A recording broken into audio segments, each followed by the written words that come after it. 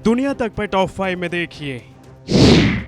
दुनिया में संक्रमितों का आंकड़ा 3.6 करोड़ से ज्यादा हो गया है। इसी दौर में एक अच्छी खबर ये है कि ठीक होने वालों की संख्या भी अब 2 करोड़ 23 लाख से ज्यादा हो चुकी है। महामारी में मरने वालों की संख्या 9,55,000 से ज्यादा हो गई है। ब्रिटेन में संक्रमण की दूसरी लहर बहुत तेजी से फैल रही है। ब्रिटेन के प्रधानमंत्री बोरिस जॉनसन ने माना है कि देश में संक्रमण की दूसरी लहर सामने आ चुकी है। ब्रिटेन सरकार के सामने नई परेशानी खड़ी हो गई है। अगस्त में देश के ज़्यादातर हिस्सों में संक्रमण पर काबू पाने के बाद ब्रिटेन में दूसरी लहर देखने को मिल रही है, जिसके बाद ब्रिटेन सरकार ने कहा है कि हम बिना किसी दबाव में आए सोशल डिस्टेंसिंग और मास्क को लेकर सख्त नियम लागू करेंगे।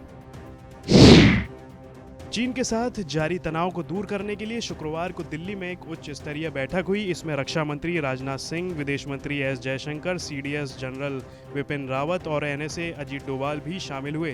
दोपहर करीब 3 बजे ये अहम मीटिंग शुरू हुई और करीब 3.5 घंटे तक एलएसी के ताज़ा हालातों पर चर्चा की गई।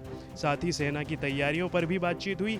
उस एजेंडे को भी तय किया गया जिसे लेकर भारतीय सेना के अधिकारी चीनी सैन्य अधिकारियों के सामने अपना पक्ष रखेंगे। माना जा रहा है कि दोनों देशों में अगले 2-3 दिनों में कोर कमांडर स्तर की बातचीत होगी।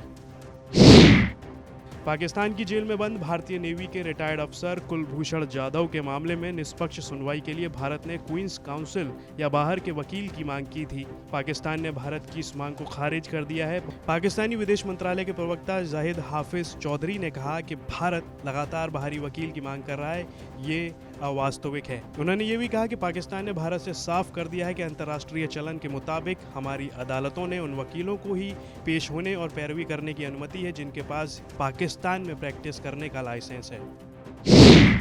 भारत में कई चीनी ऐप्स पर प्रतिबंध लगाए जाने के कुछ हफ्तों बाद ही अमेरिका ने भी सोशल मीडिया ऐप टिकटॉक और वीचैट पर रविवार से प्रतिबंध लगा दिया है। अमेरिका ने कहा है कि वे देश की संप्रभुता, अखंडता और सुरक्षा के लिए खतरा थे।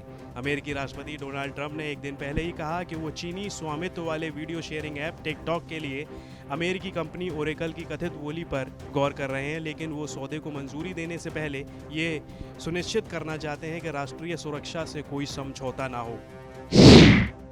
तमिलनाडु के एक मंदिर में 4 दशक पहले चुराई गई भगवान राम, लक्ष्मण और मां सीता की 3 मूर्तियों को ब्रिटिश पुलिस ने भारत सरकार को वापस दे दिया। संस्कृति मंत्रालय ने इस बात की जानकारी दी है। प्रतिमाओं के वास्तविक इतिहास और महत्व को जानने के बाद एक संग्रहकर्ता ने खुद इस मूर्ति को लौटाने की पेशकश की थी। इन मूर्तियों की चोरी 1978 में हुई थी, जिसके बाद तमिलनाडु पुलिस ने लंदन की मेट्रोपॉलिटन पुलिस के साथ मिलकर जांच शुरू की थी। फोटो से मिलान करने के बाद पाया गया कि ये विजयनगर काल की वही मूर्तियां हैं जिन्हें तमिलनाडु के नागपट्टिनम जिले के अनंतमंगलम में स्थित श्री राजगोपाल स्वामी मंदिर से चुराया गया था।